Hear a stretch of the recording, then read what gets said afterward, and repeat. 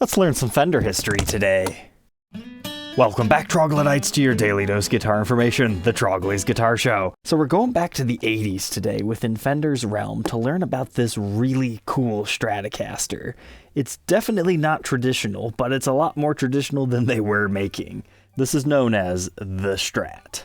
So I know what you're thinking, wow, there actually was a Stratocaster that's branded with its short-term name, Strat? And yes, this was a model produced from 1980 until 1983.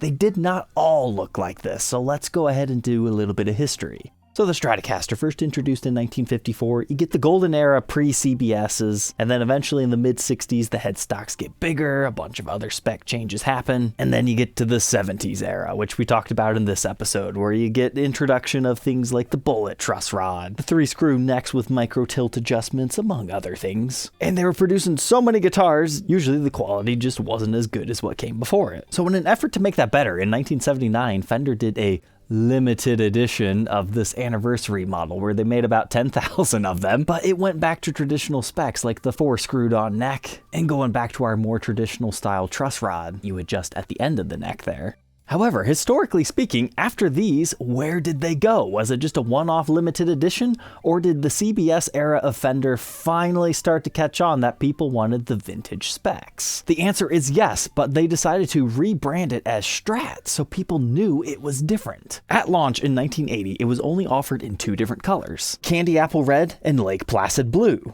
However, in 1981, they also introduced Arctic White. Those are the only 3 official colors for this model. But you're going to notice it has a matching headstock and it's really blingy. However, very important to note is they kept the truss rod as the vintage style. They even gave you a nice little scoop out right there so you don't have to take the pickguard off. They also gave you the vintage style 4-screw neck. But incredibly big news is they went back to the smaller style headstock. Now, unfortunately, they actually went a little bit too small, but hey, at least we're going in the right direction, right? You gotta remember, these were birthed at least 2 years before the Stratocaster reissues even came out, so they're historically significant even if they're not as good as what might have been offered today. But besides just offering really cool vintage specs, they decided to kind of hot rod them out to make them even better. They spec these out with an extra hot X1 pickup in the bridge, which can be great for the more modern tone, and they gave you the S1 switch on this knob over here. So you have a total of 9 different sounds. Regardless of your bridge settings, it's just the X1 pickup, but you're basically switching between series and parallel modes, so we'll demonstrate some of those tonal opportunities here in a minute.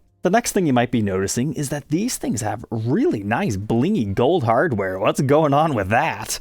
Well, that is the reason why Fender lost money producing this particular version. These aren't just regular gold-plated things, these are extra heavy gold-plated. We're talking real deal stuff, 5 times thicker than premium gold watches. According to the FTC at that time, in order to advertise a product as gold-plated, it needed at least 1/2 microns on it. Luxury watches typically have 20 microns. These bad boys have 100 microns. At the core, it's brass before the gold-plated put on it. The bridge was known as the Brass Master because of that. So that made these things incredibly expensive, but it's not just the bridge. It's also the knobs that have the F logo on top of them. It's the output jack plate. If you still have the original trem bar, you're also in for a treat there. Then you've got it on our tuners as well. Fun fact, the first year of the Strat model actually did not have matching gold tuners for some strange reason. So new tones, better construction, neck pockets that aren't absolute trash. The other thing they got right was the whole custom color, custom order aspect of these, harkening back to the original era. This is kind of one of those. This is made out of Black American Walnut wood, whereas the other ones had more traditional materials being used. This is kind of like a limited edition within a high-end offering from Fender. Not all of them look like this. Please don't get that in your head that all Strats will be like this. There was a time in the late 70s when walnut was pretty readily available, but then it started to get really expensive pretty much right around the time these things were starting to come out. This one's got a cool skunk stripe. However, I told you the 3 official colors, but now here's the custom colors, courtesy of StratCollector.com. If it wasn't for him having this great article on the website, I'm not sure these would have been documented. So we talked about Candy Apple Red, Lake Placid Blue, and Arctic White. You also have to remember there were 2 different versions of Candy Apple Red, one with a silver base coat, one with gold, but then there's Sapphire Blue, and Aztec Gold, Sienna Sunburst, Candy Apple Green, Cathay Ebony, a natural, believe it or not. And then one of my favorites is actually this ruby red. It has this nice translucent finish, so you get to see the wood grain. Not all of those had the matching headstock, but most did. But a lot of these were on custom order status, so you could get a U shape, a D shape, or a C shape neck. This particular one has the most uncomfortable neck I've ever played.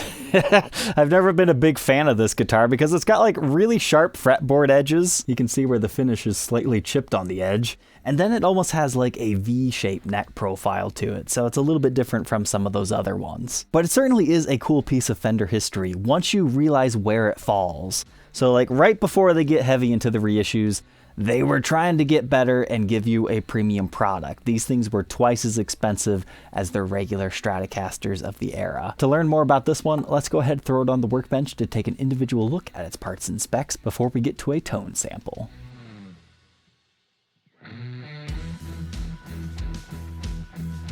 Found a fun surprise underneath our little pickguard. If you like Mario characters, there's literally a Boo. You've got his round shape, 2 eyes, his mouth, his little hand over there. Sadly, he gets hidden by the pickguard, so it really is a Boo! But let's go ahead and appreciate this thing. So first off, it's not just one single slab of American Walnut, it's actually 3 pieces. You've got a piece right there, you've got your center portion, which has a lot of ringy wood grain, before you add your 3rd piece on there. Here's what the factory routes look like. Just for single coils, so if you want to put a humbucker in here, you'll have to route the thing. And it's got a lot of vintage buffing compound still in it. I actually cleaned some of it out just so we could see. But we've got some sort of sticker underneath our finish there. And this kind of looks like some sort of a shielding paint that was put on top of there. But the raw walnut can be seen in this area by our control knobs.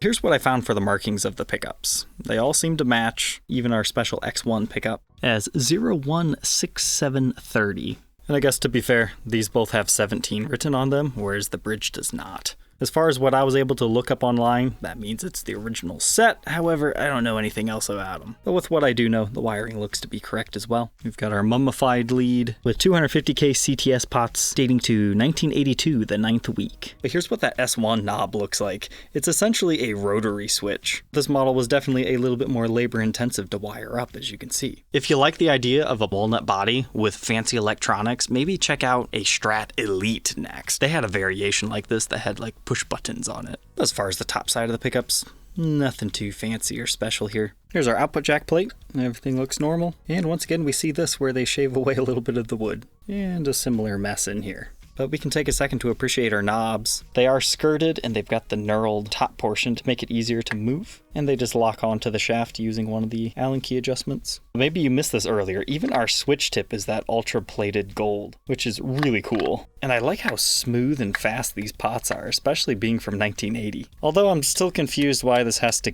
keep turning forever. Why is it not just a 1-2 type thing? That's mainly confusing because you never know what position you're actually in until you try to hear yourself. Okay, so it's a rotary switch that seems to have like 2 dead positions. 4 of them actually do something. It also depends like which position you're in. I don't know, it seems overly complicated to me. I like the modern S1s where it's just push the inside of the button. But I did finally find a setting that'll give us some readings here. So our neck position is 5.67K ohms. Middle position, about the same at 5.7. Straight up bridge, pretty hot for a Stratocaster, 7.52. And then our 2 in-between positions, 3.29 and 2.88. This one is on consignment in my shop, so we'll also talk about the condition. It's actually in really clean shape as far as the body goes, but there is some like impressions or something right there. It's hard to know exactly what caused it. I am not able to polish it out, so it's not just me being lazy, but you can also see some of those areas like right here on the pickguard, so it almost looks like a bug spray or something reacted to the finish and pickguard. Then we've got a few micro dings right there on the top, as well as some in this area. Those are pretty minor. But surprisingly down here, there's not too much to talk about. Just a few polishing swirls and minor dings. But when you get the pickguard in unflattering light, you can see quite a bit of scratching. My polish job actually got a lot of the deeper scratches that were over here out, so it looks a little bit better than the last time we saw it. Being super ultra gold plated, it's important to note the condition of these. I mean, it almost looks like this was plated better than our bottom plate here. Maybe that was just still the brass part and it was all these that were coated in gold. I'm not sure. I'm not going to say the gold is perfect on this example, but trust me, I've seen ones that are in worse shape. fact that this is all brass, you gotta remember, in the early 80s, that was when brass was king. Everybody wanted infinite sustain, so they were doing brass this and that. You'd have like brass nuts and stuff. I'm honestly surprised they did not ship these stock with them. But this just looks like a regular Fender Stratocaster bridge. It's not too different, but we'll see how it is different on the back. Here's a quick look at the trem bar arm, which I believe is also made of brass in the center before being coated. You just don't see that too often. It's very cool. Losing your trem bar arm on a regular model is bad enough, but if you don't have this with it, you're kind of missing the complete package. Those things are expensive separately. Moving on from the face of the body, we can talk about our neck. So what's cool about this being a walnut neck is there's no fretboard, so you actually have a straight up American walnut fretboard, which you do not see in Fender or Gibson territory like hardly ever, so that's incredibly cool. Now here's a good sign if you're looking for one to play. This one has been played quite a bit. You can see the fingernail wear on our fretboard. You can see the divoting in the frets. I would honestly suggest at least a level recrown. Maybe a refret depending on your preferences. This thing was just played all up and down the entire fretboard. So just because I don't like this neck profile does not mean it's not for someone out there. And then just in case you weren't sure, there is no lacquer over top of the fretboard. It's just like a rosewood board in that aspect. I measure 7 1/4 inch fretboard radius with a 25.5 inch scale length. We got a skinny 1.67 inch nut width that increases to a mere 2.02 by the 12th. First fret neck depth 0.84, and it's only 8.7 by the 12th. Here's that neck at the first fret and the 12th fret. You can really see what I'm talking about, how it's more of like a soft V shape. It just gets rid of all the shoulder there. But then by the 12th fret, it does turn into more of a U shape. So maybe that's what this is officially called. Think in the mindset of a soft V that then transitions more into like a very slim C.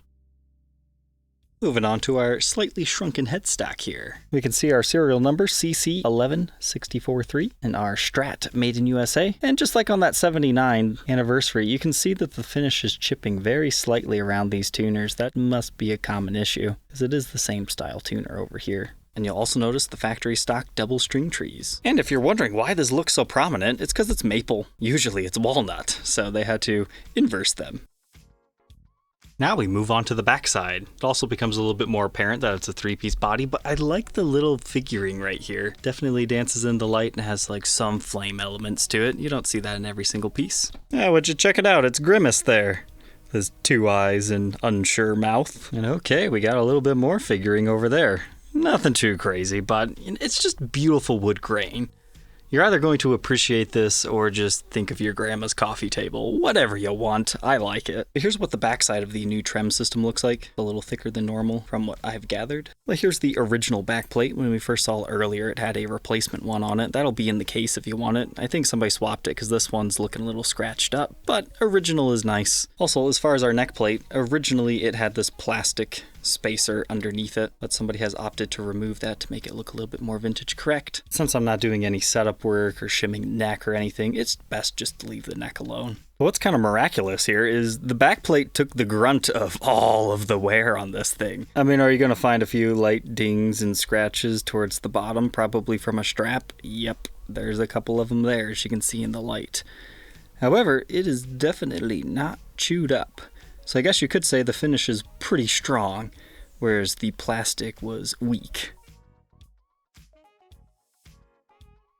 And then looking at our gorgeous neck, you've got like a small impression right here. I don't see any major gouges that you're going to notice. The only thing I'd want you to be aware of is some of the finish wear / finish chipping along the edge that we had talked about. Maybe chipping's not the right word now that I've seen all the other wear. I think it's more of like a light delamination that just kind of got played, because you can see pretty much even wear along the neck. Now we can move on to the backside of the headstock. Just gorgeous wood grain with the golden Fender tuners. Now we'll do a blacklight test. Might be important to note that the tops of the pickups do glow. Same green hue, but what I found really fascinating isn't necessarily anything on the body. It comes to our fretboard. You can tell how sloppy they kind of were in the finishing of it. There appears to actually be lacquer on the fretboard in a few small locations. And that's really apparent up here by the nut. I was going to mention something that, oh, it looks like there's a little bit of lacquer there. So I wasn't surprised when I saw that. This angle kind of helps show you where some of the finish has chipped and or worn away along the edge of the neck. I suppose it's possible somebody's worked on our nut before, but at least the side you play, actually, it looks really good. Just have your white side marker inlays. And looks like a little bit of stand rash right here. And there looks like there's a small case rub area right here. It doesn't feel any different, but there is a vastly different glow difference. So that means there had to at least been some clear coat wear. Thankfully, no breaks, cracks, or repairs to report. Everything's looking fine here. But as is most Stratocasters in this era, they're heavy. This one's not too bad for this model. At just a little over 9.5 pounds, I've heard stories of 14-pound Stratocasters, although I'm sure that's an extreme. So let's go ahead and plug this one in and hear what the tones are like. As far as the fret wear goes, does it affect playability?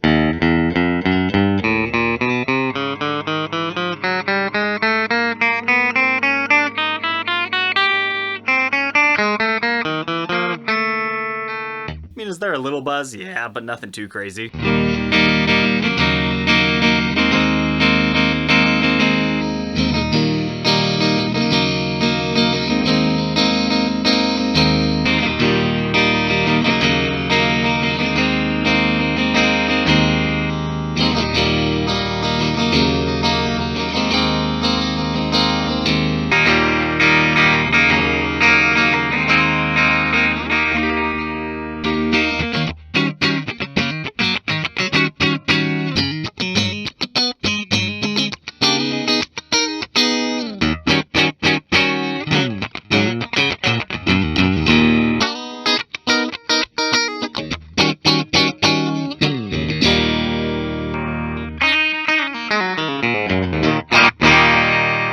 Gotta say, it sounds a lot better than the 79 we had just demoed. But now our S1 takes it from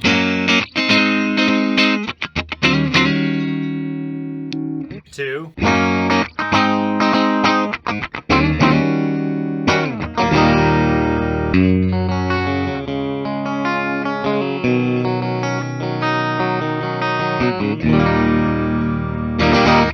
really nice, warm, and mellow.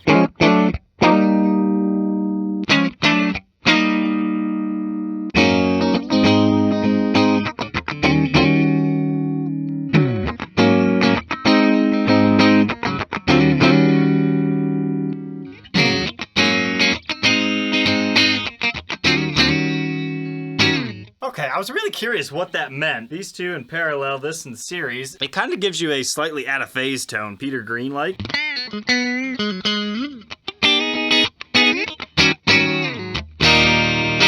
Not exactly, but that's the best way to describe it when everything else is...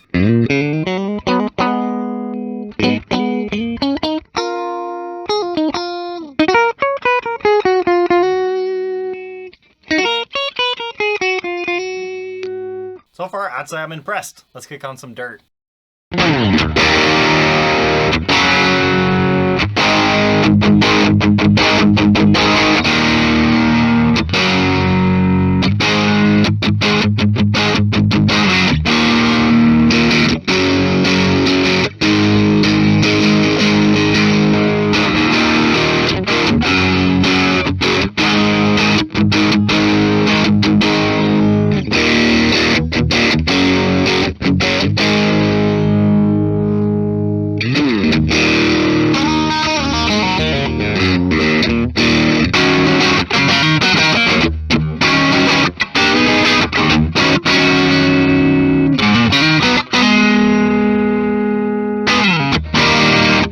It's got that really angry Stratocaster neck pickup. I like it.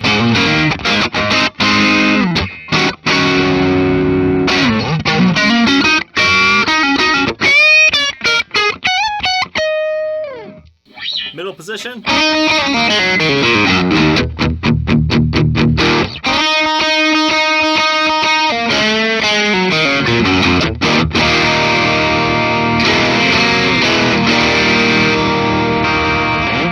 Now our extra hot bridge.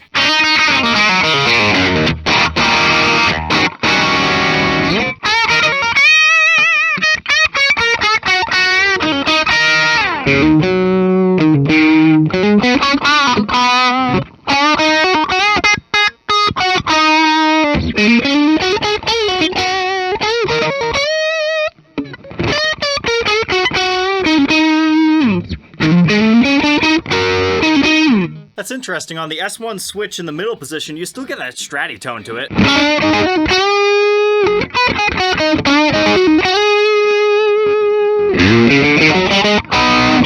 Same for your neck and these two together. Calling it humbucker mode isn't exactly accurate. I like the tones out of this one.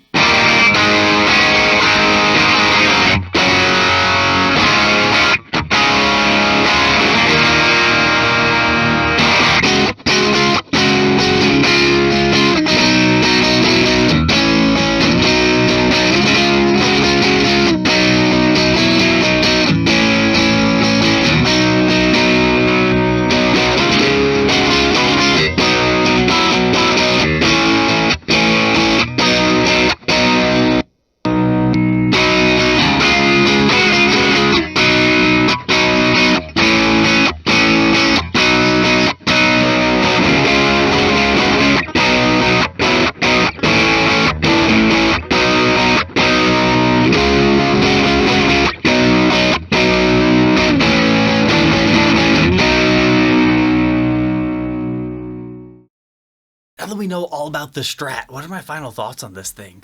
I'm really glad I decided to give this the time to re-review it, because we actually reviewed this exact guitar, I think it was back in 2019. But that was when the owner was just sharing this guitar with me, but now it's here on consignment, so I finally had authorizations to tear it apart, verify the originality, and go a little bit deeper into the history, now that I kind of understand 70s and 80s Fenders just a little bit better than I did back then. Because I feel like if you grasp too heavily onto the Fender lost money making these things story, you kind of miss out on what makes these things special from a historical context, which we learned about today. It's kind of a return to tradition. CBS knew they were doing wrong, they were trying to fix it, but at the same time they still wanted to be innovative, and then eventually they sell the company, and then we get what we kind of know of yet today. So is the Strat for everybody? No, but if you have to have an early 80s or late 70s style Fender Strat in your life, I would highly suggest one of these over the base offerings, because I think you're going to have a lot better time with it. But I just love this American Walnut one. It's just got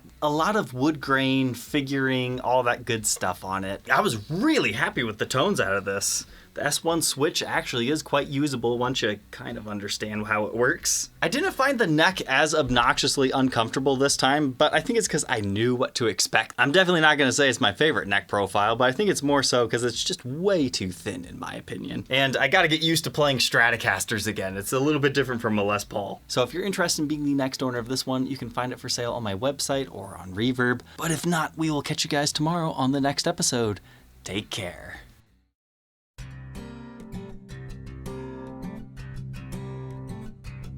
If you enjoyed tonight's episode, consider subscribing. I post videos like this every day. And you might even enjoy this next one.